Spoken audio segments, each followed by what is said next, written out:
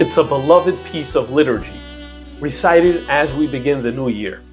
But some of the greatest halachic figures waged war against it, against Machnisei Rachamim and against a few other piyutim, suggesting that they express quasi-heretical beliefs.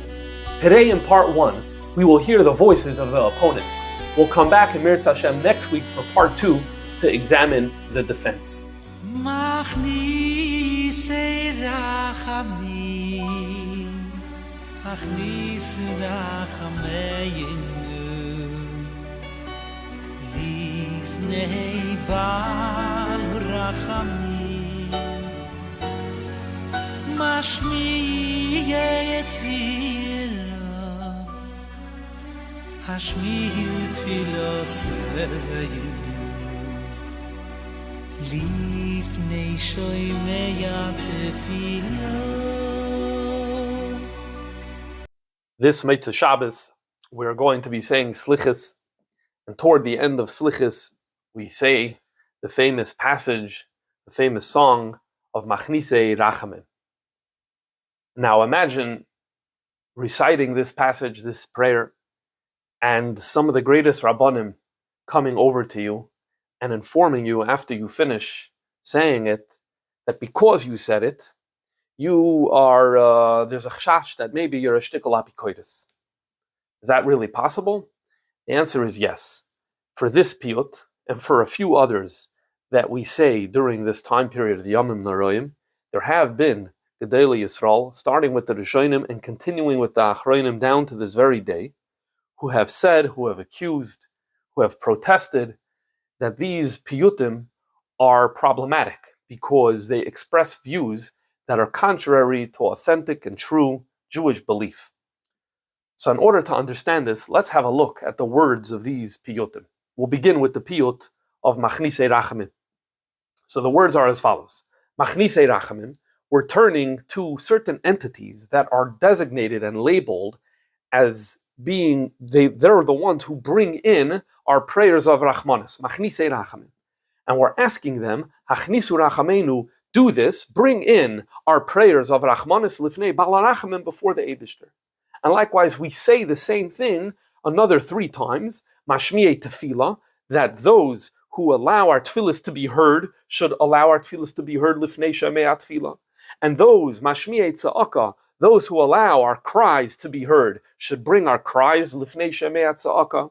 And Machnisei Dima, those who allow our tears to come before the Eibishter, let them indeed do so. Hachnisu, bring our tears Lifnei Melech Misratze Bidmois. And then we conclude this paragraph with the line, Hishtadlu v'harbu techina, that they should engage in a lot of pleading Lifnei Melech Kel Ram Vanisa, before the Eibishter, before the Almighty.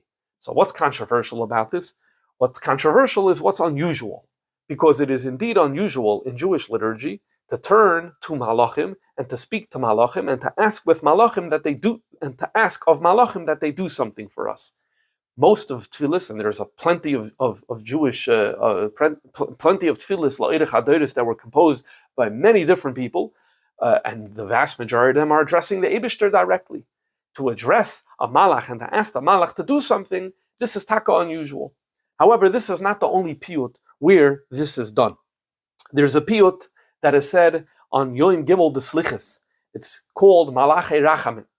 And this piyut reads as follows. Machnisei Rachamim Mishar Sayelyon. We're turning to angels of mercy, servants of the one on high. And we ask these angels, Chaluna Pnei Kel B'meitav Higayon. Please plead before the Eibishter, using your best tools of expression. Ula Yachois Amani the Evyon. Perhaps, hopefully, the Eibishter will take pity on the impoverished people, referring to us, Am Yisrael. Ula Yerachem, hopefully, he'll have pity. Here again, we're turning to the Malachim. Likewise, on Erev Rosh Hashanah, there's also a brief passage that's called Melech Echad Yiyeh, and in there is also a very similar line where we're turning to the Machnisei Rachamim. Then we have another type of piyut. This piyut is said in Nusach Ashkenaz and Aseret Yemei Tshuva, but in Chabad, it's only recited by the Ne'ilah of Yom Kippur. It's called Eskara. This is when we say Hashem, Hashem, the Yud Gimel Midas Rachamim before and after each one of the stanzas of this piyut. And while the other ones, the authorship isn't well known of the other piyutim that we mentioned earlier, Eskara, we know who the mechaber of this piyut is, and that's because he put his name in the acrostic, as an acrostic in the piyut. The first paragraph begins with an aleph, Eskara. The second one begins with the words Midas Harachamim. The third one begins with the word Tamachti Yesei Doisai, so it's a taf. And the third one with Yehid Ratzin, spelling the name Amitai. We know who this Amitai is because the Rishonim bring him as a great gadol, and he lived in Italy in the 800s, and he was mechaber a few piyutim. This one is the most famous one.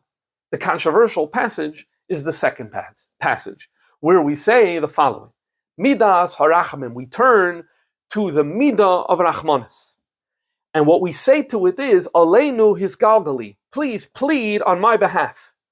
V'lifnei koinech, before your possessor, Tchinaseinu Hapili. You should bring our tchinis to your possessor. In other words, clearly what's happening here is that we're turning to Midas Harachmim as separate and independent of God, asking this Midas Harachmim that it should do our pleadings on our behalf before the Eibishter. Uva'ad Amech, and we say for your people. In other words, we're telling Midas Harachmim that the Yidden are your people. Rachamim Sha'ali, plead for Rachmanis, Kichol Levav Davoi V'chol Roish Lachali, because every heart is faint and every head is weak, and so therefore we need these tefillas. There's another similar piyut where we're turning to the Eibishter's midos. This is also recited on Erev Rosh Hashanah. It's known as the piyut of Shlosh Hasei Midas, which has the words Na Kol Midah Nachayna, and this too is an instance in where we're turning to the Eibishter's midos, asking the midos to do the work for us, of the work of davening for us. Now, we can get into an entire discussion of what does the Eibishter's midos mean, and this is a major theological question that we're not going to be able to get into right now. For the purposes of this year, it's enough to take note of the fact that the discussion, the way we're talking to these midos is very similar to the way the other piyutim are speaking to the malachim, and the poskim pretty much treat them all the same, and so therefore we're going to just treat it all the same as well, although we know there probably is a distinction between a midah of Hashem and a malach of Hashem, but for the purposes of this conversation, there is no need to get into that discussion, so we'll leave it at that. What's the common denominator between all these prayers? That rather than addressing Hashem, which is what's the usual thing in prayers, is what's the usual thing in piyutim, here we're turning to something other, to malach, to one of the Eibishter's midos, and we're asking the midah not to provide for us. We're asking the malach not to provide for us. We're asking the malach and the midah to bring our prayer before the Eibishter. And yet, many Gedolei Yisrael looked at this and said that this goes against the Gemara, that this goes against the principles, the 13 principles that are articulated by the Rambam, that this goes against authentic Judaism. And as we'll see, there were many Rishonim and Achronim that suggested ways of cutting, that suggested that perhaps we need to cut out this tefillah or to change it. Now, we're not going to be able to cover the entire topic during this one shir, so we're going to do part one. What we're going to do is we're first going to look at the Rishonim who discussed this issue. Then we're going to look at some of the Gedolei Achronim who discussed this issue. And then we're going to talk about Rishonim and Achronim who recognizing the problem, decided that they want to change either by not reciting these passages or by infusing it with a radical different meaning, or by changing some of the words which would change the meaning of this. And that's going to be what we're going to cover in today's year. In the next year, we're going to look at Rishonim and Achronim that defended keeping these piyutim the way they are, and what answers they gave to those who had tainus against it. So we're going to begin with Rabbi Yehuda Bar Yakar. Rabbi Yehuda Bar Yakar is not a very well-known Rishon, but he is the Rebbe of the Ramban, it is said, and the Rishonim quote him, meaning the Rashba is quoting him, other people quote him, and the truth is his Sfarim weren't well known for many ages, for many generations, and was printed recently. But he has a sefer where it's called Pirush HaBrachos VaTfilos, and he writes as follows: Sha'arei loy matzinu b'chol hamikra b'tzaris Yisrael, we don't find in all of Tanakh that when the Jewish people had trouble, shanavim bikshu rachamim lemalachim ulemesim levakesh rachamim avuram. We don't find that the Nevi'im, that the prophets asked for malachim or for people who had passed away to daven on their behalf. Rak, the only thing we find in Tanakh is shal yoholchim lachasidim shebedoiram liispalal aleim. They went to the pious ones in their generation, the Moshe Rabbeinus of their generation. They said daven for us. That you find a lot in Tanakh. But you don't find that they asked malachim to daven for them, and you don't even find that they asked people who had passed away, neshamas, to daven for them.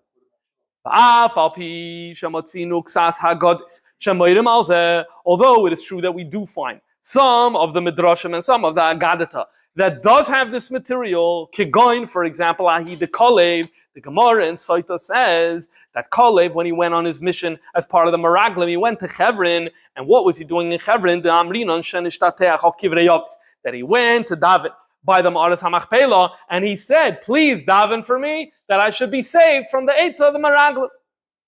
So we see that there is this concept of davening to a neshama that had passed away. Says Rabbi Yehuda Bar Yoker, the truth is, we should divide between a neshama, someone who had passed away, and a malach.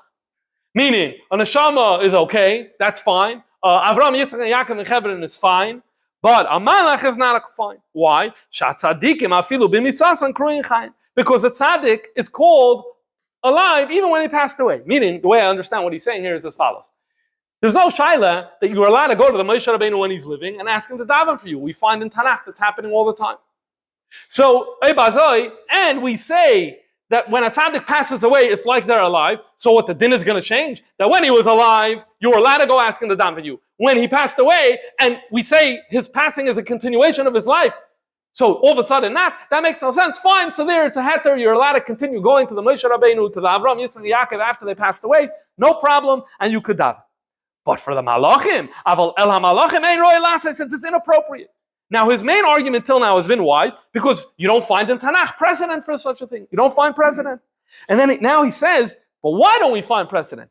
The loy leisei lemiti bit harvayu, so that we don't end up making a mistake about our theological beliefs. In other words, what is he worried? When a human being, to go to another human being and ask the human being to daven for you, it's a very big leap to go from there to then believe that that human being is a God, that that human being has the power to give life and death. That's a very big leap. Usually it doesn't happen. And so therefore, the Torah doesn't have a problem with you going to a Moshe Rabbeinu and asking them to daven for you. And if it's not a problem when they're living, then it's not a problem after they're passing as well. Fine. When it comes to Hamalach, here you're talking about an entity that's a spiritual being. Here you're talking about an entity that never was alive in a physical body. So here you have the concern that if you're going to ask the Malach to daven on you, that's what you do on Tuesday. On Wednesday, what are you going to do? You're going to say, Malach, you have the power to give rain. You have the power to give parnasa. Please give parnasa. And that's already a problem of Avodah Zarah. So here we're worried about this type of mistake. The truth is, he's not the only one who makes this distinction. There's the Mabit. The Mabit, Reb Moshe ben Yosef of Trani, he also makes this distinction and gives the beer in this way. And that's how he distinguishes between a malach, not okay, and a living or a tzaddik who has already passed away as being okay. He goes on to explain the problem. Davening is avoida. Now, why is he saying this? You'll see in a second. But first, let him prove that tefillah is avoida. Kidam Rinon, you have a pasuk in Daniel that says as follows: Elokach di ant palachle hu yishes vinach. The God that you worship, He is going to rescue you. Okay, so this was said to Daniel. Now, what's palach mean? Service. The Gemara, the Rishami asks, do you do an avodah? Do you bring karbanis and bavel? So the Gemara Yerushalmi answers, it must mean davening. So in other words, I see avodah and tefillah is the same thing. In fact, we all know the famous Gemara that avodah shabalev is tefillah. So what do we see from here? Tefillah is avodah.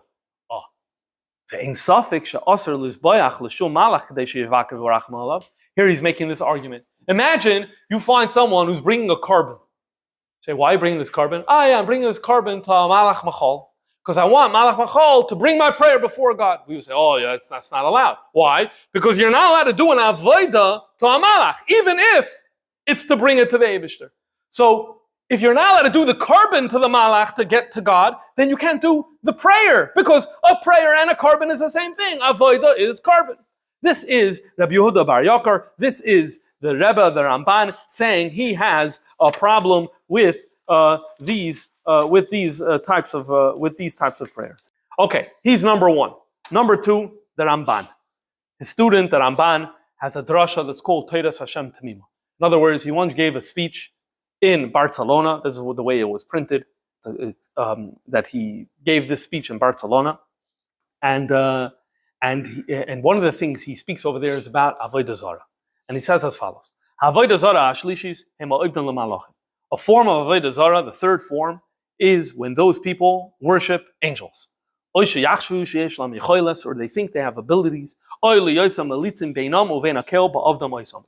this is important for our purposes, if they think the malach is the melitz, is the go-in-between, is the translator between them and God. And it seems to me, he says, even to daven, which means even without, I think the afilu is even if you're not worshiping them, even just davening al derech zeh, meaning bring my prayer to God, asalanu, it's forbidden. And he quotes Haggadah, and we'll see this is a medrash, this is a Talmud Yerushalmi that we'll see in a second. And therefore, we're not allowed to say, and he quotes a tefillah that no one really says anymore today, so we'll skip it. And we're also not allowed to say Machnisei Rachamim. And then he says, it also seems that this is how the Rambam would paskin in Sefer Hamad. So let's see what this Yerushalmi is. Rabbi Yehuda and Amar Mishmei Didei, this is the Talmud Yerushalmi, Brachis, Perek Tes Halach Aleph. Basar Vadam, Yishloi Patroin, a human being who has a patron, someone who is his boss, who is governor, or whatever, someone who's in charge of him, in Basla, a Sarah. If he has a something that's bothering him, he can't just walk into the patron. You have to come and stand at his door. And you have to call his attendant. And the attendant says, so-and-so is standing at the door. And maybe he's going to let you in, maybe not. That is the way it works with human beings. It's not like this. In if a person is in distress, don't yell out to Machol, don't yell out to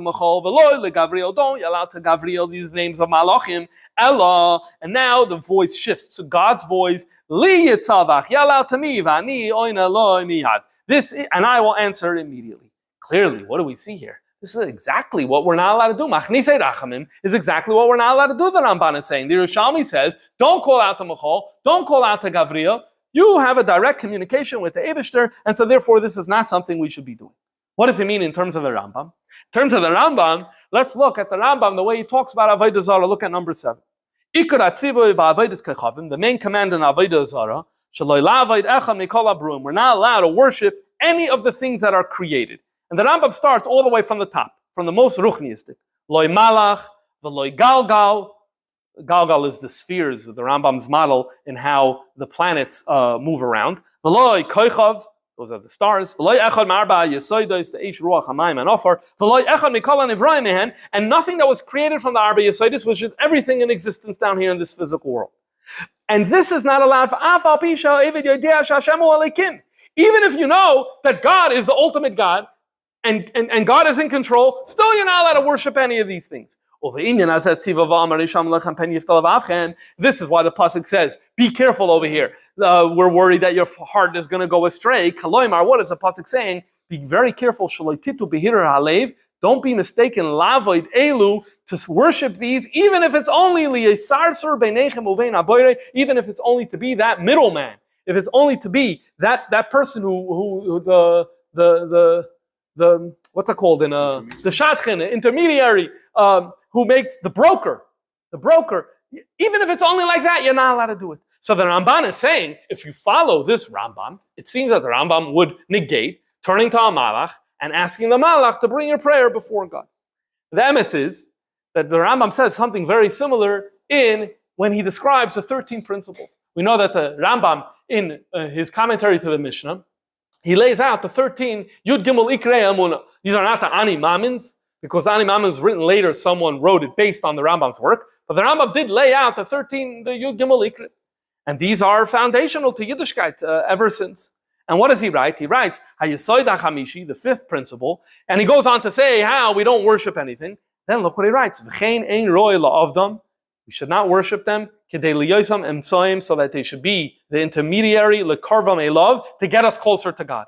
Ela elav bolvad yechavnu hamachshava, is only to God himself, v'yanichu kol masha zulasai, and disregard everything else. So this is all what Ramban is referring to, and so he's the second one. So the first one was Rabbi Yehuda bar Yakar, the second one was the Ramban, and the third and last of the Rishonim that we're going to look at, who had this problem, was Rabbi Yaakov bar Abba Mari. He's also not such a well-known Rishon. His Sefer is Malamed HaTalmidim, also printed very, very recently, so it wasn't so well known. However, this passage that we're going to read from now was pretty well known, and that's because Maram Rottenborg quoted it. And had it amongst his ksavim, and so therefore it was printed in the Chuvas of Maram Rottenborg. But we're going to read it from Rabbi Yaakov bar Abba Mari from this source. He passed away in the year 1256, just to give you a feeling for when he lived. Don't say that you're only not allowed to accept something as a god. But it's okay to have them as middlemen. He's quoting here the second commandment, where it says, Lo lekim acherim al panai. So you could ask, should just say, Lo lekim acherim.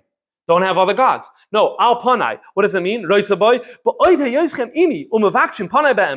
Even if you want me, even if it's al panai, even if it's with me and you want me, and you get and you understand that I am the Hashem Echad, still, al titnu emtsoim beinechem uveni, don't place intermediaries. Lefisha b'derech zeh tipal hat. Why? Lefisha b'derech. What's wrong?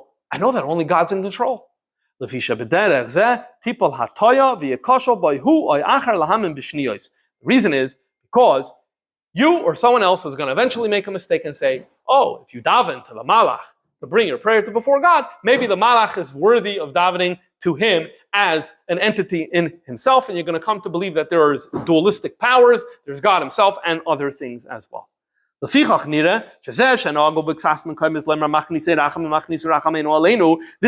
to say Machnisei Rachamim, not good.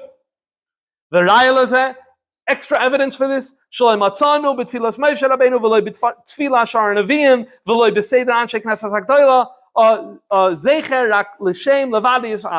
in all of the davening of Moshe Rabbeinu, in all of the davening of the Nevi'im, in all of the davening of Anshe Knesset HaGdolah, we only talk to God.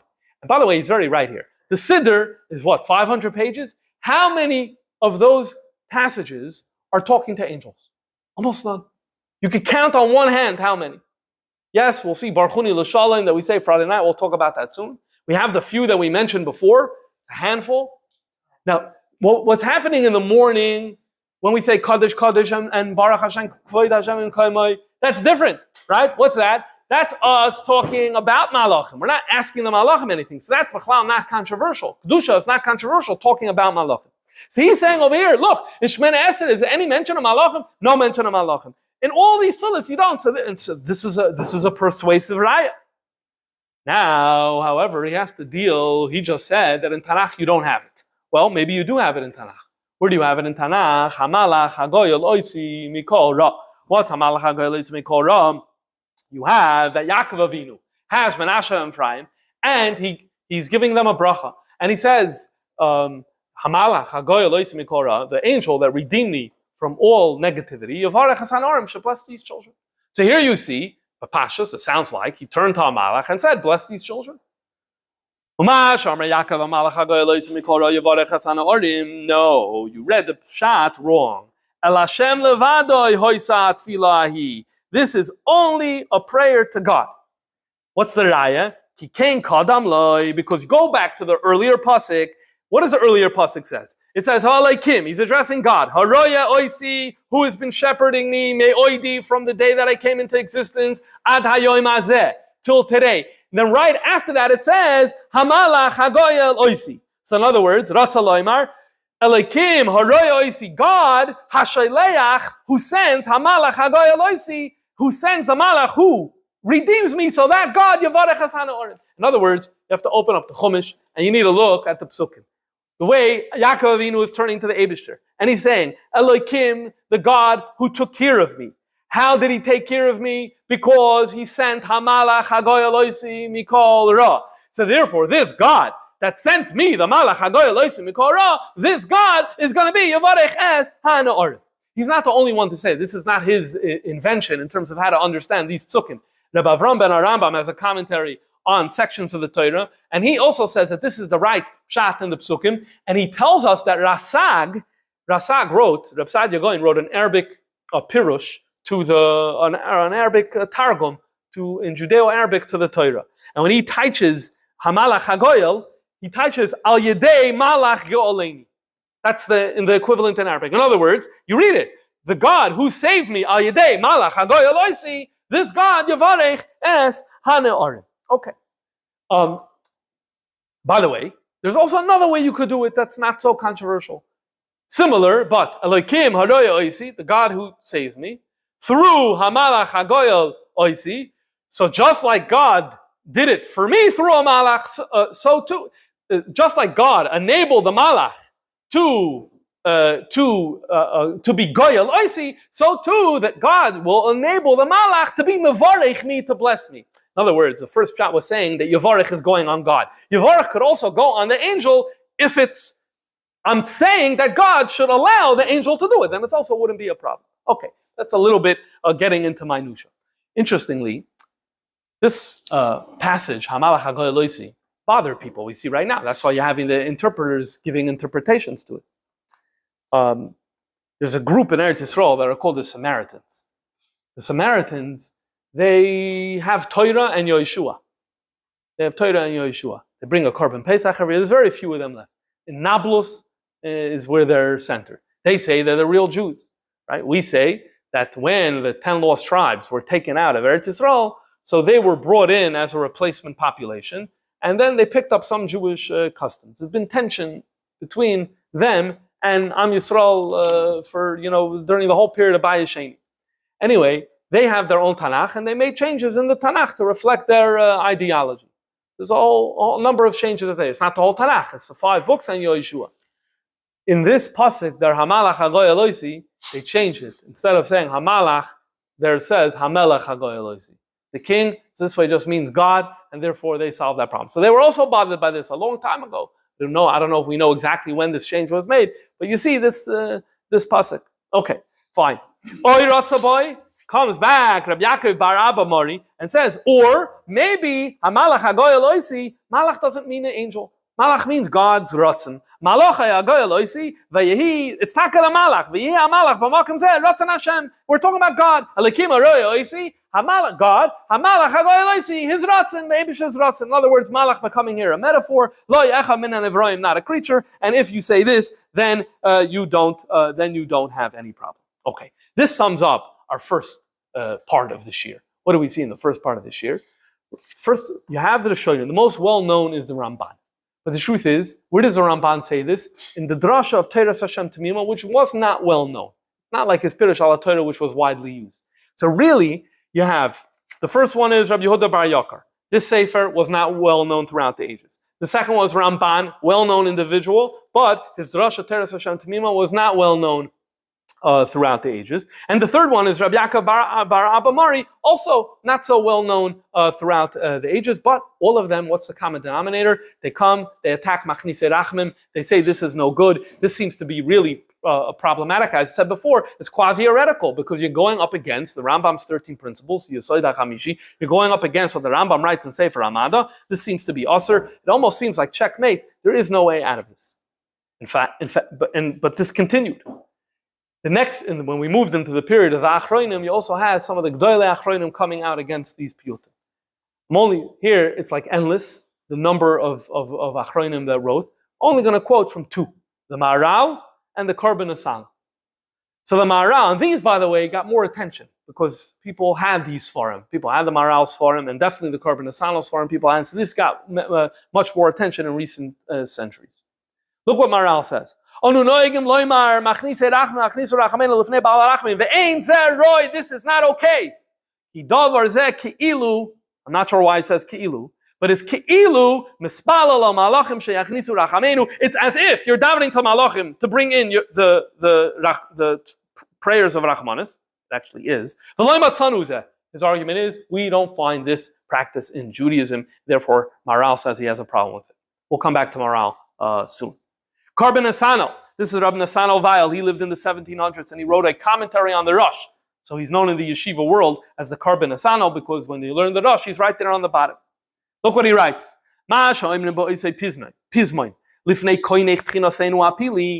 that we say, he's not talking about Machnisei Rachamim here. He's talking about Eskara, the piyut by Amitai, where we say, Minas Rachamim, before your possessor bring our tefillah, Charuzazu, this line, Lo Yashara Etzli, is not okay. Shenira, it looks like it looks like you're davening to an intermediary. I'm not sure why it says Shenira. It sounds like you are davening to an intermediary. This is the fifth of the 13 principles of the Rambam. You're not allowed to worship anything, including angels, to have them as intermediaries to bring you closer. It's only to the Eibishter, disregarding everything else. And so therefore, this is a sampling of some of the Gdolei Achronim who said that they have a problem with this prayer. And as a result, what happens? The impulse is, let's take out the eraser, and let's take out the pencil, and let's start erasing, or let's start changing, or major reinterpreting of what this tefillah means, radically different from what anyone thinks it looks like. So let's go. So Rabbi Yehuda Bar Yoker, let's go back to him. Remember him? He said he has a big problem with this. So what does he do? It's being said then. He lives in the 1200s. It's being said then. So you know what? We'll come up with an interpretation that makes it kosher. The Kachish Lafarish, he says, when we say Machnisei Rachamim, who told you it's angels? It's not angels. It's Keneged Chasidei Ador. We're talking to the tzaddikim. We're turning with this song to all the tzaddikim who are living, and we're saying, God, you're the Machnisei Rachamim because you're supposed to daven on our behalf. So go ahead, please go ahead and do it. This is obviously a radical reinterpretation of what this text is. For all intents and purposes, it's an eraser. It's just not an eraser that actually erases the text, but it erases the spirit of the text and infuses it with an entirely new meaning. One sec, let's move. Then we have Maharal. The Maharal says as follows. Roy lahagia, let's change the text. What? Like this. Machnisei Rachamim, Yachnisu Rachamenu. The hey changed to a yud. What's the difference? We're not going to do a whole shir and diktuk now, because I myself don't really get this. But when you say Machnisei Rachamim, Hachnisu Rachamenu, by definition it means you're talking to the Machnisei Rachamim. And you're saying, you, talking to them in the second person, and you're saying, bring my tefillah before God. When you say Machnisei Rachamim, Yachnisu Rachamenu, what you're saying is, let the Machnisei Rachamim bring my tefillah before God. Oh, so who are you talking to? I'm talking to the Eibishter. I'm talking to the Eibishter, and I'm saying to the Eibishter, let the Malachim bring the tefillah before the Eibishter. Likewise, Mashmiya tefillah, Yashmiu. It's a small difference. The hey changes to a yud. Machnisu dima, Yachnisu dima seinu. V'lakach, yishtalu, v'yarbu tchino, v'akasha. And therefore, the Malachim are going to daven a lot. Why are they going to daven a lot? Because you, Eibishter, were asking you that you should allow them to daven a lot. The kach roy. This makes sense. Because atfilo yal Hashem yisbarach shemachnisei rachamim yachnisu rachamenu. Now we're turning to the Eibishter. We're not turning to the malachim themselves. By the way, the art tefillahs after the chazan after the Baal Tekeah blows the shofar, there's a tefillah. The tefillah there says, "Yichen yiratzen." We ask it that the malachim that come up from the Tekiah and the Shvarim and Teruah should go before you. That's fine. You're allowed to talk about the fact that malachim bring prayers before you. That's fine. That's not controversial. By the way, no one questioned here whether malachim do this job or not. That's not under the discussion. The discussion is whether you are allowed to talk to them, ask them. Ask by definition is prayer. Prayer as of now is the definition of worship. You're not allowed to worship them to bring you close to you. Fine, that's a problem. Also, hineni. The chazan says, also a similar lashon, that I'm asking, what's the lashon?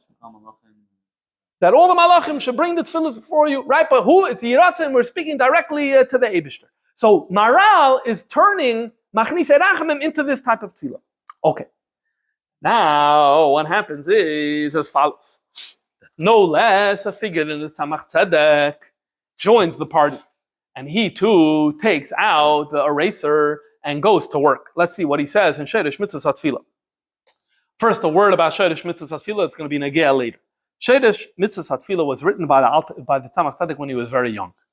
In the Sefer HaTeldes, the Rebbe Maharash, he writes, the Rebbe brings there, the Mesorah, that the Tzemach Tzedek wrote this in Tov Kuf Samach Vav, which is 1806, when he was about 16 years old. The Alter Rebbe was still alive then, and the Alter Rebbe actually saw it, was very excited when he saw Sheirish Mitzvahs HaTfilah, and he made a bracha shechiyanu, because now he saw that the third generation is also ga'onis and scholarship, and so that's lo yamushu mi pizaracha, mi pizarazaracha, and he made a shechiyanu. The point is that this was authored early on in his life. What does he write in Sheirish Mitzvahs HaTfilah? Masha amru razal b'sifri, v'lo lemidosav. There's a sifri that we don't have. We don't have such a sifri. But there's a pasuk that said, B'chol kareinu elav, calling out to God. And the drasha is a love to God. V'lo lemidosav, don't call out to his midos. The Pardes, the Ramak, brings this in the name of the sifri. We don't have it in the sifri. Ratza loymar, what does this teaching mean? La midos ba'atzman, that a person is not allowed to daven to the midos. She'enan alei klal, because God's midos, they're not God. Elanat salim, they are offshoots of God. Also, lanu li'isbalal, and we're not allowed to daven to them. Ki ein biyadnu lahel lanu, they can't help you. Shein rak kelim, because they're only God's tools. Vafilu li'isbalal and shein yo'oiru rachamim aleinu, even to daven to them, that they should daven for us. Lifnei mohusevatz musayizbarek, that they should daven before God's essence. Also, lanu is forbidden. Ukamasha kasavar Rambam beikar hachamish, which is what Rambam tells us in his fifth principle. Omei high time, and therefore. Gim game hagoim bal hamachab sefer karban esanel soy perakam the Rosh Hashanah alachruz shoym rabbinos Yom Kippurim. The karban esanel Rabbi Esanel Weil protested against, I don't know what the exact type of gim game is, but he's not happy with this passage. Why? When you say midas harachamim in front, before your possessor, pray for me. You are placing this midah as an intermediary between us and God, which is forbidden, and karban esanel is right. Karban esanel is right. Therefore, says Tzemach Tzedek, change the prayer. What it should say is, of harachamim, galgol aleinu, midas harachamim, v'tu loy. Father in heaven, give us your midas harachmim. That's what we should do. Now, I need to call your attention to the fact that there are two things that happen if you follow the Tzemach Tzedek's approach. Remember I told you how it's an acrostic for Amitai? That relied on first paragraph being Aleph, second paragraph being Mem, and the last two, Taf and Yud. But now the Tzemach Tzedek is changing the first letter of that second paragraph, and it becomes an Aleph as well, of harachmim, galgal aleinu, midas harachmim. Number one. Number two, I told you that it was a poem. The poem rhymed, right? What did we say? Aleinu is galgali. So it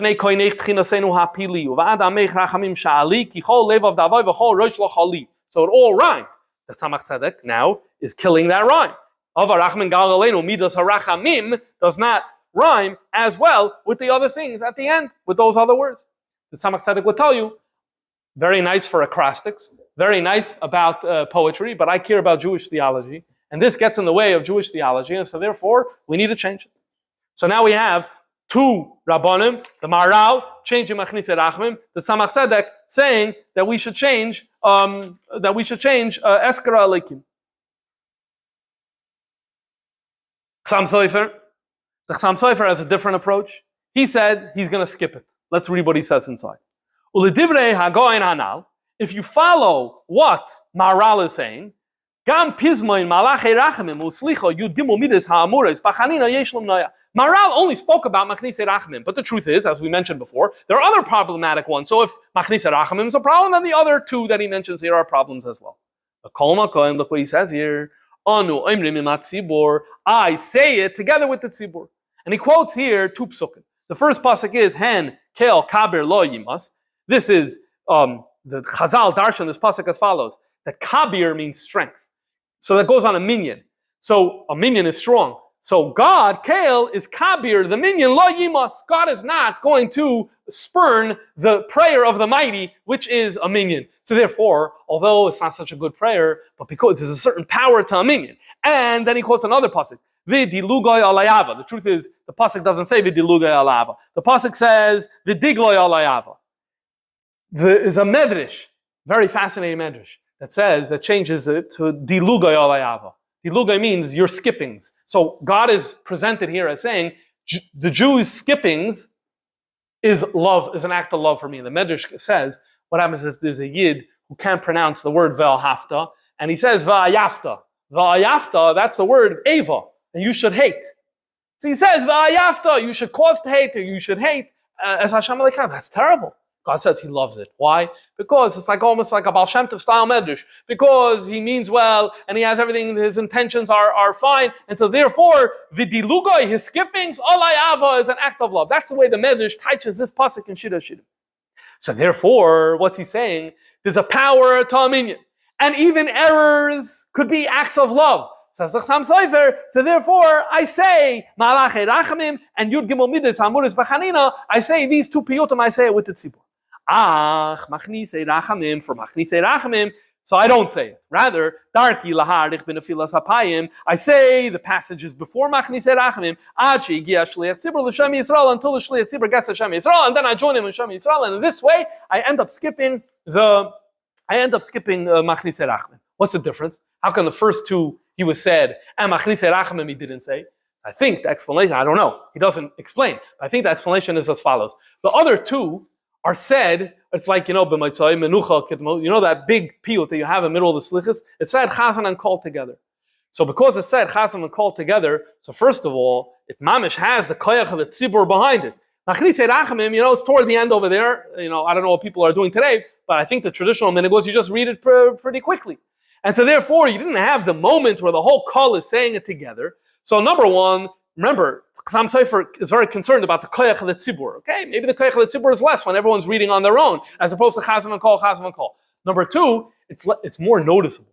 It's more noticeable if you're going to skip when it's a chazam and kol situation. You're going to skip. It's going to be noticeable. Well, yeah, in this Machnisei Rachamim is less noticeable. Okay. And it says I was minor. Yeah. It would be taking longer. Yeah. So people would be saying it, and he didn't want to say it individually. Yeah, he is Meidich, but he could have been Meidich with the other ones and skip those things also, had he wanted to. Okay, I'm saying, why didn't he use this trick of being Meidich? Because those two he wanted to say with the meaning. Okay, Rabbi Moshe Feinstein, Igros Moshe, this is going to be the last passage that we're going to look at today. He also joins the chorus of voices that says that we need to do some editing. Look what he says over here. Umatzinu b'sidr, he collects a number of sources. Umatzinu b'sidr iyun tefillah. We have a sidr iyun tefillah. This was written, there's a 19th century Rav Yaakov Tzvi Mecklenburg, and he has the sefer called Aksav HaKabbalah. He also wrote a Pirush Tefillah called iyun tefillah. And he was magia b'mokem Machnisei Rachamim chaluna. Instead of saying Machnisei Rachamim pray for me, sheyamu yichaluna pnei. Let them plead on my behalf, doing the same work. Okay.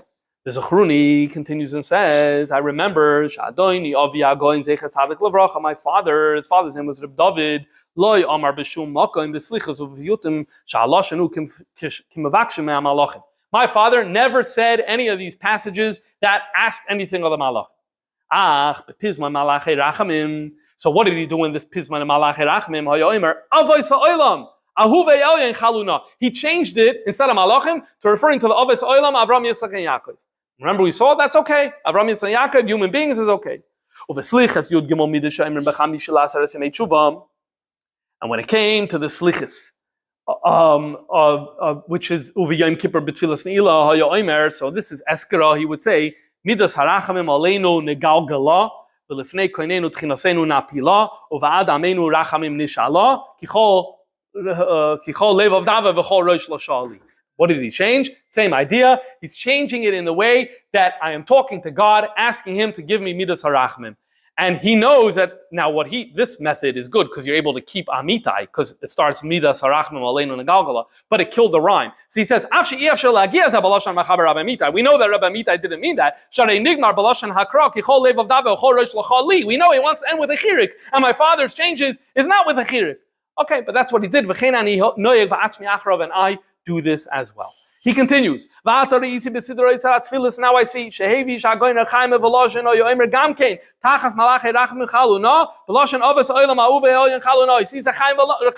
also changed Malachim to the Ovis. Maybe my father heard it from Chaim Veloshin. Then he goes further and says, his father didn't say when you say Shalom Aleichem, his father didn't say Barchuni l'Shalom for this reason. And the truth is, he's not the only one that didn't say the Barchuni l'Shalom for this reason. Others as well. Mashal the Yavitz writes in his Siddur that his father also didn't say Shalom Aleichem and didn't do this material. And the Yavitz says it's a problem. He lists a number of problems that he has with Shalom Aleichem. One of the problems he lists that he has with Shalom Aleichem is how could you say Barchuni l'Shalom? How could you ask the Malachim to give you a bracha? And he says, my own minig is I say, Shalom Aleichem, Malachei Ashares, Malachei Elyoin, Melech Malchei Alachem HaKadosh Baruch Hu. And that's it. Now he doesn't say mi Melech, because one of the other issues he had is what does it mean? Mi Melech, from the Melech. Shalom Aleichem, Malachei Ashares, Malachei Elyoin. Who's the Elyoin? Melech Malchei Alachem HaKadosh Baruch Hu. What's the mi Melech? He didn't understand. So, but the main point is, he only said the first stanza. He didn't say the other ones. A word about Shalom Aleichem. Shalom Aleichem may seem like it's a very, very old piyut, but the truth is it's one of the newest ones. The first time we see Shalom Aleichem is in a Tikkunei Shabbos. After the Arizal passed away, these became popular, these booklets that help people, guide people through Friday night. And there's a Tikkunei Shabbos. The earliest one that we have was printed in Krakow in 1612. That's not too long ago. And that's where you have the Shalom Aleichem. The truth is, there is an older source, not for the song Shalom Aleichem itself, but there's a sefer called Leket Yosher. Leket Yosher was written by a student of the Maharil. The Maharil lived in the 1400s. And he brings over there what the Maharil said on Friday night.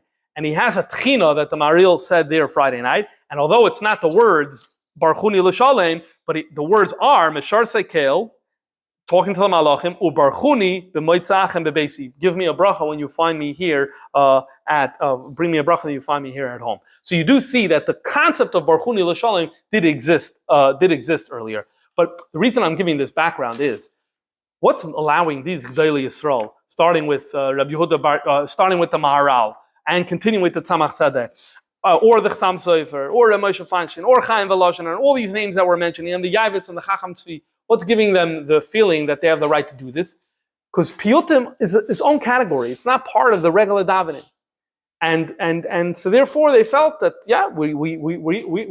they felt quite comfortable making the types of changes that they wanted to make. Now I want to conclude with for today. We're gonna pick it up next time. I want to conclude today with an interesting gilui that a friend of mine just shared with me. A few months ago, the library, we mentioned this a few times, they took all of their manuscripts and they digitized them and made them available. So you have almost a bichlach from Chassidim. One of the bichlach from Chassidim that was put up was a bichul by a chassid, Tuvia Belkin. Tuvia Belkin was a chassid who came to America. He was a chassid in times of the Rebbe Rashab, and he came to America and he wrote Zichrenis. And for whatever reason, the whole booklet was never published. Parts and bits and pieces were published, but his Zichrenis and the stories that he heard as an independent work was never published. So I have a friend named Shmuel Super, who was going through the Ksavim in the library online, and he identified this kuntras, he found it, and he's working on publishing it now. It's hopefully going to come out soon. So one of the stories that was never before, that never came out, as far as he can tell, is a story as follows. Tuvia Belkin was a student of the Mordechai Yoel Duchman. The Duchman family, they all come from him. Mordechai Yoel Duchman was a chassid. By the Tzemach Tzedek, he was already from the senior chassidim. And he's the Zayda of the Duchman family. So he was a big mashpia. And so Tuvia Belkin learned by him. So he writes, I heard from the Mordechai Yoel. This is what he writes.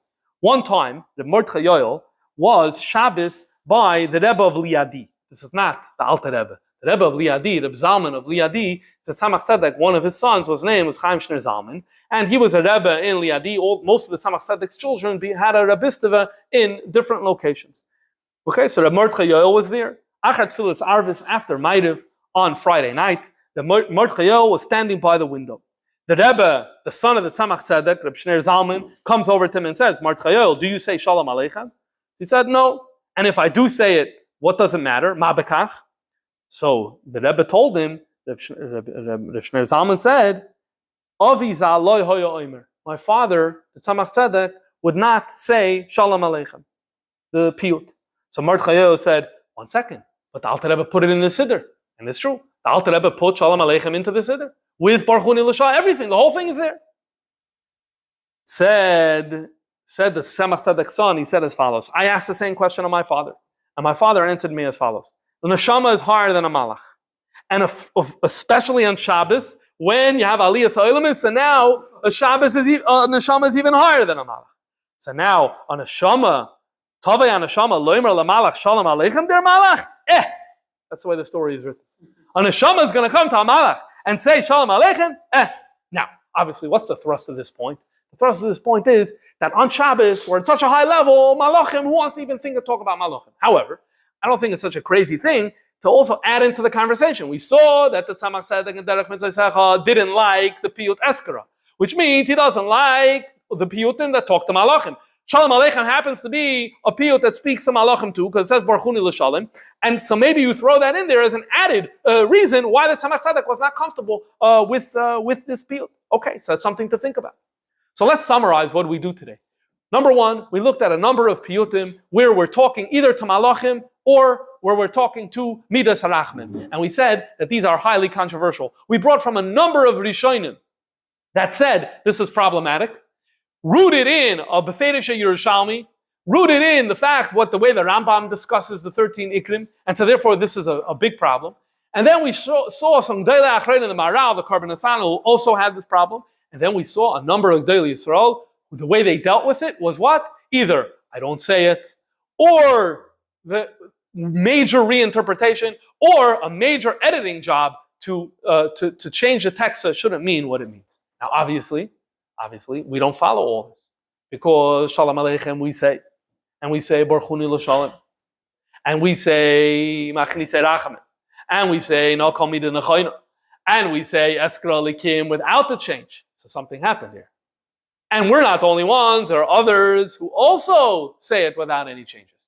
So there's a whole nother side to this conversation, both in Chabad and outside Chabad, and that's going to be from that.